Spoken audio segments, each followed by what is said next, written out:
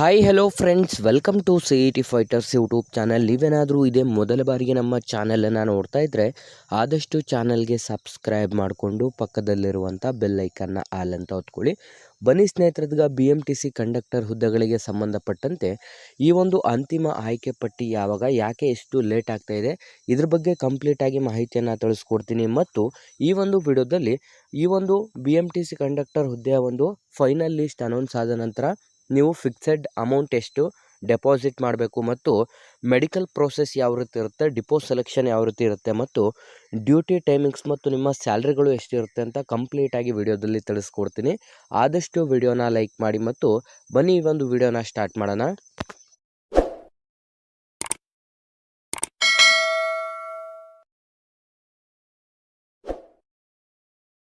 ಸ್ನೇಹಿತರೆ, ಈಗ ಆಲ್ರೆಡಿ ನಿಮಗೆ BMTC ಕಂಡಕ್ಟರ್ NHK ವಿಭಾಗದ ಒಂದು ಕಂಡಕ್ಟರ್ 2286 ಹುದ್ದೆಗಳಿಗೆ ಸಂಬಂಧಪಟ್ಟಂತೆ ನಿಮ್ಮ ಒಂದು ಪ್ರಾವಿಷನಲ್ ಸೆಲೆಕ್ಷನ್ ಲಿಸ್ಟು ಜನವರಿ 20ನೇ ತಾರೀಕನ್ನು ಪ್ರಕಟ ಮಾಡಲಾಗಿರುತ್ತೆ.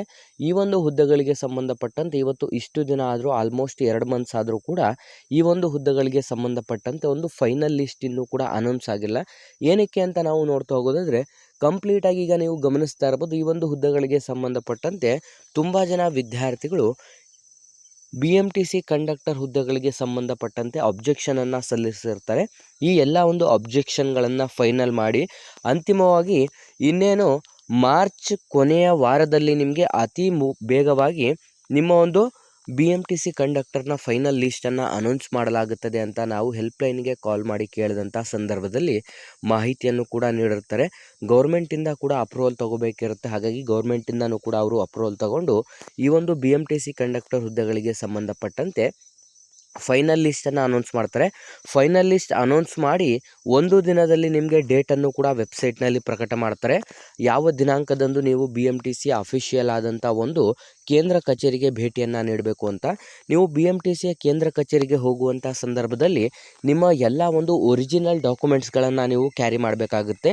ಅದರ ಜೊತೆಗೆ ನಾವು ಫಿಕ್ಸೆಡ್ ಅಮೌಂಟ್ ಎಷ್ಟನ್ನು ಕಟ್ಟಬೇಕು ಅಂತ ನಾವು HK ವಿಭಾಗದ ವಿದ್ಯಾರ್ಥಿಗಳಿಗೆ ಕೇಳಿ ಒಂದು ಮಾಹಿತಿಯನ್ನು ಕೂಡ ತಿಳ್ಕೊಂಡಿದ್ದೀವಿ. ಗಮನಿಸ್ತಾ ಇರ್ಬೋದು ಸ್ನೇಹಿತರೆ, BMTC ಕಂಡಕ್ಟರ್ ಹುದ್ದೆಗಳಿಗೆ ಆಯ್ಕೆಯಾದಂಥ ಅಭ್ಯರ್ಥಿಗಳು 5200 ರೂಪಾಯಿ ನೀವು ಫಿಕ್ಸೆಡ್ ಡೆಪಾಸಿಟನ್ನು ಮಾಡಬೇಕಾಗುತ್ತೆ. ಈ ಒಂದು ಅಮೌಂಟ್ ನೀವು ಡ್ಯೂಟಿ ಮಾಡ್ತಾ ಇರೋ ಹಾಗೆ ನಿಮಗೆ ರೀಫಂಡ್ ಕೂಡ ಆಗ್ತಾ ಹೋಗುತ್ತೆ ಅಂತಲೂ ಕೂಡ ಮಾಹಿತಿಯನ್ನು ನೀಡಿರ್ತಾರೆ.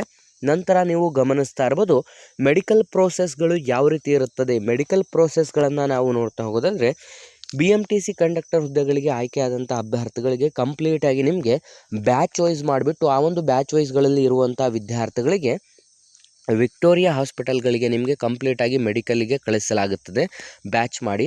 ಆ ಒಂದು ಮೆಡಿಕಲ್ಗೆ ಕಳಿಸುವಂಥ ಸಂದರ್ಭದಲ್ಲಿ ನಿಮಗೆ ಎಷ್ಟು ಖರ್ಚು ಬರುತ್ತದೆ ಅಂತ ನಾವು ನೋಡ್ತಾ ಹೋಗೋದಾದರೆ 1600 ರೂಪಾಯಿಂದ 2000 ರೂಪಾಯಿವರೆಗೂ ನಿಮ್ಮ ಒಂದು ಮೆಡಿಕಲ್ನ ಚೆಕಪ್ಗೋಸ್ಕರ ನಿಮಗೆ 2000ದಿಂದ ಆಲ್ಮೋಸ್ಟ್ 1600ರಿಂದ 2000 ರೂಪಾಯಿ ಖರ್ಚು ಬರುತ್ತದೆ. ಅದು ಕೂಡ ನಿಮ್ಮ ಸ್ವಂತ ದುಡ್ಡಲ್ಲೇ ನೀವು ಮಾಡಿಸ್ಬೇಕಾಗತ್ತೆ. ENT ಅಂತಂದರೆ ನಿಮ್ಮ ಕಣ್ಣು, ಕಿವಿ, ಮೂಗು ಎಲ್ಲವೂ ಕೂಡ ಸರಿಯಾಗಿ ಕೇಳಿಸುತ್ತೋ ಇಲ್ವೋ, ನಿಮ್ಮ BP ಎಷ್ಟಿದೆ, ನೀವು ಹೆಲ್ದಿಯಾಗಿದ್ದೀರೋ ಇಲ್ವೋ, ಇವೆಲ್ಲವನ್ನು ಕೂಡ ಅಲ್ಲಿ ಚೆಕ್ ಮಾಡಿ ನಿಮಗೆ ಫೈನಲ್ ರಿಪೋರ್ಟನ್ನು ಕೊಡ್ತಾರೆ. ಅದು ನೀವು ಇಲಾಖೆಗೆ ಸಬ್ಮಿಟ್ ಮಾಡಬೇಕಾಗಿರುತ್ತೆ. ನಂತರ ಗಮನಿಸ್ಬೋದು ಸ್ನೇಹಿತರೆ, ಈಗ ಆಲ್ಮೋಸ್ಟ್ ತುಂಬ ಜನ ವಿದ್ಯಾರ್ಥಿಗಳು ಈ ಒಂದು BMTC ಫೈನಲ್ ಲಿಸ್ಟ್ನ ಬಗ್ಗೆ ತುಂಬ ಜನ ಕಮೆಂಟ್ ಮಾಡಿ ಕೇಳ್ತಾರೆ. ಹಾಗಾಗಿ ಕನ್ಫರ್ಮ್ ಆಗಿ ನಿಮಗೆ ಮಾರ್ಚ್ ಕೊನೆಯ ವಾರದಲ್ಲಿ ಬರುವಂಥ ಅತಿ ಮುಖ್ಯವಾದಂಥ ನಿಖರವಾದಂಥ ಒಂದು ಮಾಹಿತಿ ಕೂಡ ಇದಾಗಿರುತ್ತೆ. ನಂತರ ನೀವು ಗಮನಿಸ್ತಾ ಇರ್ಬೋದು, ಡಿಪೋಗಳನ್ನು ಯಾವ ರೀತಿ ಚೂಸ್ ಮಾಡ್ಕೊಳ್ಳೋದು ಅಂತ. ಆಲ್ಮೋಸ್ಟ್ ಇಲ್ಲಿ ರ್ಯಾಂಕ್ ವೈಸು ಯಾರೆಲ್ಲ ಆಯ್ಕೆ ಆಗಿರ್ತಾರೆ ಅದೇ ರ್ಯಾಂಕ್ ವೈಸು ನಿಮಗೆ ಕಂಪ್ಲೀಟಾಗಿ ಡಿಸ್ಪ್ಲೇ ಮಾಡ್ತಾ ಇರ್ತಾರೆ. ಒಂದು ದೊಡ್ಡ LED TVಯಲ್ಲಿ ಯಾವ ಡಿಪೋಗಳಲ್ಲಿ ಯಾವ ಕ್ಯಾಟಗರಿಯಲ್ಲಿ ಎಷ್ಟು ಹುದ್ದೆಗಳು ವೇಕೆನ್ಸಿ ಇದೆ ಅಂತ ಡಿಸ್ಪ್ಲೇ ಆಗ್ತಾ ಇರುತ್ತೆ. ಆ ಒಂದು ಡಿಸ್ಪ್ಲೇಗಳನ್ನು ನೋಡ್ತಾ ನೀವು ಫಸ್ಟ್ ಯಾರಿರ್ತಾರೆ ಅವರು ಯಾವ ಡಿಪೋವನ್ನು ಚೂಸ್ ಮಾಡ್ತಾರೆ, ಆ ಒಂದು ಡಿಪೋದಲ್ಲಿ ಈಗ ಫಸ್ಟ್ ಯಾವ ಕ್ಯಾಟಗರಿ ಇರುತ್ತಾರೆ ಆ ಕ್ಯಾಟಗರಿಯ ಒಂದು ಯಾವ ಡಿಪೋದಲ್ಲಿ ಚೂಸ್ ಮಾಡ್ತಾರೆ ಆ ಡಿಪೋದಲ್ಲಿ ಒಂದು ಹುದ್ದೆಗಳು ಕಡಿಮೆ ಆಗುತ್ತೆ. ಈ ರೀತಿಯಾಗಿ ಯಾವ ಕ್ಯಾಟಗರಿಯಲ್ಲಿ ಎಷ್ಟು ಹುದ್ದೆಗಳು ಯಾವ ಡಿಪೋದಲ್ಲಿದೆ ಅಂತ ಡಿಸ್ಪ್ಲೇ ಆಗ್ತಾ ಇರುತ್ತೆ LED TVಯಲ್ಲಿ. ಅದನ್ನು ನೋಡಿಕೊಂಡು ನೀವು ಕಂಪ್ಲೀಟಾಗಿ ಯಾವ ಡಿಪೋಗಳು ಬೇಕಿರುತ್ತೆ, ಒಟ್ಟು 52 ಡಿಪೋಗಳಲ್ಲಿ ಖಾಲಿ ಇರುವಂಥ ಹುದ್ದೆಗಳು ಯಾವ ಯಾವ ಡಿಪೋ ಅಂತ ನೋಡಿಕೊಂಡು ನೀವು ಚೂಸ್ ಮಾಡ್ಕೋಬೇಕಾಗತ್ತೆ. ಅದಾದ ನಂತರ ನೀವು ಡಿಪೋಗಳಿಗೆ ಹೋದ ನಂತರನೂ ಕೂಡ ಅಲ್ಲೂ ಕೂಡ ನಿಮಗೆ ಕೌನ್ಸಿಲಿಂಗನ್ನು ಮಾಡ್ತಾರೆ. ಹೇಗೆ ಅಂತಂದರೆ, ಈಗ ನೀವು ಫಾರ್ ಎಕ್ಸಾಂಪಲ್ ಈಗ ಕೆಲವೊಬ್ಬರು ಫಸ್ಟ್ ಬಂದಿರೋಂಥವ್ರು, 2000 ರ್ಯಾಂಕ್ ಬಂದಿರೋಂಥವ್ರು, 2200ನೇ ರ್ಯಾಂಕ್ ಬಂದಿರೋಂಥವ್ರು ಈ ರೀತಿ ಸೆಲೆಕ್ಷನ್ ಆಗಿ ಹೋಗಿರ್ತಾರೆ. ಹಾಗಾಗಿ ಅಂತಹ ಕ್ಯಾಂಡಿಡೇಟ್ಗಳಿಗೆ ಮತ್ತೆ ಅಲ್ಲಿ ಡಿಪೋಗಳಲ್ಲಿ ರೂಟ್ನ ಮೇಲೆ ನಿಮಗೆ ಕೌನ್ಸಿಲಿಂಗನ್ನು ಮಾಡ್ತಾರೆ. ಫಾರ್ ಎಕ್ಸಾಂಪಲ್ ಈಗ ಯಾವುದೋ ಒಂದು ರೂಟ್ ಇರುತ್ತೆ, ಈಗ 5-6 ರೂಟ್ಗಳು ಆ ಒಂದು ಡಿಪೋಗೆ ಖಾಲಿ ಇರುವಂಥ ರೂಟ್ಗಳಾಗಿರುತ್ತೆ. ಆ ಒಂದು ಡಿಪೋಗಳಲ್ಲಿ ಚೂಸ್ ಮಾಡ್ಕೋಬೇಕಾದ್ರೆ ನಿಮಗೆ ಯಾವ ರೂಟ್ ಬೇಕಿರುತ್ತೆ, ಸ್ಟಾರ್ಟಿಂಗ್ ಹೋಗಿರುವಂಥ ಕ್ಯಾಂಡಿಡೇಟ್ ಆ ರೂಟ್ ಚೂಸ್ ಮಾಡಿಕೊಂಡು ನಂತರ ಉಳಿದಂಥ ರೂಟ್ಗಳನ್ನು ಬೇರೆ ಕ್ಯಾಂಡಿಡೇಟ್ಗೆ ನೀಡ್ತಾರೆ. ಇದು ಕಂಪಲ್ಸರಿ ನೀವು 1 ವರ್ಷ ಅಲ್ಲಿ ಅದೇ ರೂಟಲ್ಲಿ ಡ್ಯೂಟಿಯನ್ನು ಮಾಡಲೇಬೇಕಾಗಿರುತ್ತೆ. ಈ ಒಂದು ಟ್ರೈನಿಂಗ್ ಪೀರಿಯಡ್ನಲ್ಲಿ ನಿಮಗೆ ಕಂಪ್ಲೀಟಾಗಿ 14,000 ರೂಪಾಯಿ ಸ್ಯಾಲ್ರಿಗಳನ್ನು ನೀಡಲಾಗುತ್ತೆ. ಆ ಒಂದು 14,000 ರೂಪಾಯಿದಲ್ಲಿ ನಿಮ್ಮ ಒಂದು ಡಿಡಕ್ಷನ್ಗಳೆಲ್ಲ ಆಗಿ ಆಲ್ಮೋಸ್ಟ್ ನಿಮಗೆ 12,000 ರೂಪಾಯಿ ಸಿಗುವಂಥ ಸಾಧ್ಯತೆಗಳು ಕೂಡ ಇರುತ್ತದೆ ನಿಮ್ಮ ಒಂದು ಟ್ರೈನಿಂಗ್ ಪೀರಿಯಡ್ನಲ್ಲಿ ಈ ಒಂದು ವೇತನ. ಅದೇ ಟ್ರೈನಿಂಗ್ ಪೀರಿಯಡ್ ಮುಗಿದ ನಂತರ ಆಲ್ಮೋಸ್ಟ್ ನಿಮಗೆ 35,000ಗಿಂತ ಜಾಸ್ತಿ ಸಿಗುವಂಥ ಸಾಧ್ಯತೆಗಳು ಇರುತ್ತೆ ನಿಮ್ಮ ಸ್ಯಾಲ್ರಿಗಳು. ನಂತರ ಇನ್ನೊಂದು ಕೂಡ ನಾವು ಗಮನಿಸ್ತಾ ಇರ್ಬೋದು, ಈ ಒಂದು BMTC ಕಂಡಕ್ಟರ್ನ ಡ್ಯೂಟಿ ಹವರ್ಸ್ ಎಷ್ಟಿರುತ್ತದೆ. ಡ್ಯೂಟಿ ಹವರ್ಸು ಆಲ್ಮೋಸ್ಟ್ ಎಲ್ಲರಿಗೂ ಕೂಡ 8 ಅವರ್ಸ್ ಡ್ಯೂಟಿ ಇರುತ್ತದೆ. ನೀವು ಎಕ್ಸ್ಟ್ರಾ ಏನಾದರೂ OT ಮಾಡ್ತೀರಾ ಅಂತಂದರೆ ಅದು ಡಿಪೆಂಡ್ ಅಪಾನ್ ನಿಮ್ಮ ಒಂದು ಡಿಪೋ ಮೇಲೆ ಮತ್ತು ನಿಮ್ಮ ಒಂದು ರೂಟ್ನ ಮೇಲೆ ಡಿಪೆಂಡ್ ಆಗ್ತಾ ಹೋಗುತ್ತೆ. ಹೇಗೆ ಅಂತಂದರೆ ನೀವು ಗಮನಿಸ್ತಾ ಇರ್ಬೋದು, ಈಗ ಫಾರ್ ಎಕ್ಸಾಂಪಲ್ ನೀವು ಬೆಳಗ್ಗೆ 6 ಗಂಟೆಗೆ ಹತ್ತಿದ್ರೆ ಅಂತಾರೆ ಮಧ್ಯಾಹ್ನ 2 ಗಂಟೆವರೆಗೂ ಒಂದು ಶಿಫ್ಟ್ ಇರುತ್ತೆ. ಮಧ್ಯಾಹ್ನ 2 ಗಂಟೆಯಿಂದ ನೈಟ್ 10 ಗಂಟೆವರೆಗೂ ಒಂದು ಶಿಫ್ಟ್ ಇರುತ್ತೆ. ಅದರಲ್ಲಿ 2 ಗಂಟೆ ನಿಮಗೆ OT ಕೂಡ ಆ್ಯಡ್ ಮಾಡಲಾಗುತ್ತದೆ.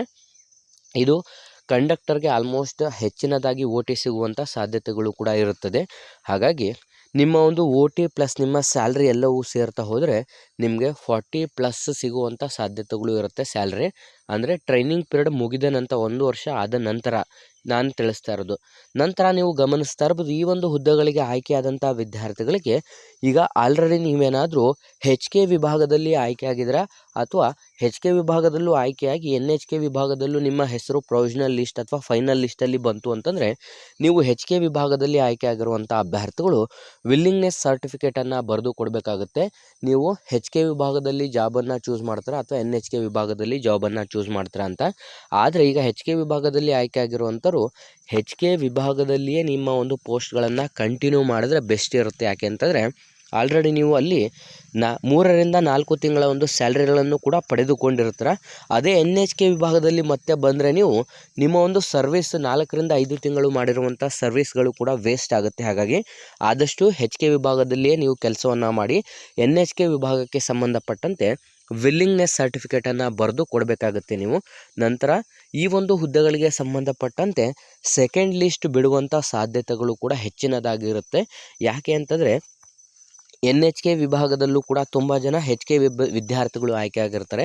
ಹಾಗಾಗಿ ಮತ್ತು HK ವಿದ್ಯಾರ್ಥಿಗಳು ಕೂಡ ಅವರ ಒಂದು HK ವಿಭಾಗದಲ್ಲಿ ಜಾಸ್ತಿ ಜನ ಜಾಯ್ನಿಂಗ್ ಆಗಿಲ್ಲ. ಹಾಗಾಗಿ ಅಂತಹ ಸಂದರ್ಭದಲ್ಲಿ ಉಳಿದಂಥ ಹುದ್ದೆಗಳಿಗೆ ಯಾರೆಲ್ಲ ಡಾಕ್ಯುಮೆಂಟ್ ವೆರಿಫಿಕೇಷನ್ ಆಗಿರುವಂಥ ಕ್ಯಾಂಡಿಡೇಟ್ಗಳಿರ್ತಾರೆ ಅವರಿಗೆ ಚಾನ್ಸ್ಗಳನ್ನು ನೀಡಲಾಗುತ್ತದೆ. ಹಾಗಾಗಿ ಹೊಸ ವಿದ್ಯಾರ್ಥಿಗಳು ಯಾರೆಲ್ಲ ವಿಡಿಯೋಸ್ನ ನೋಡ್ತಾ ಇದ್ದೀರಾ, ನಿಮಗೆ ಏನೇ ಒಂದು ಡೌಟ್ಸ್ ಇದ್ದರೂ ಕೂಡ ಕಮೆಂಟ್ ಮಾಡಿ ತಿಳಿಸಿ.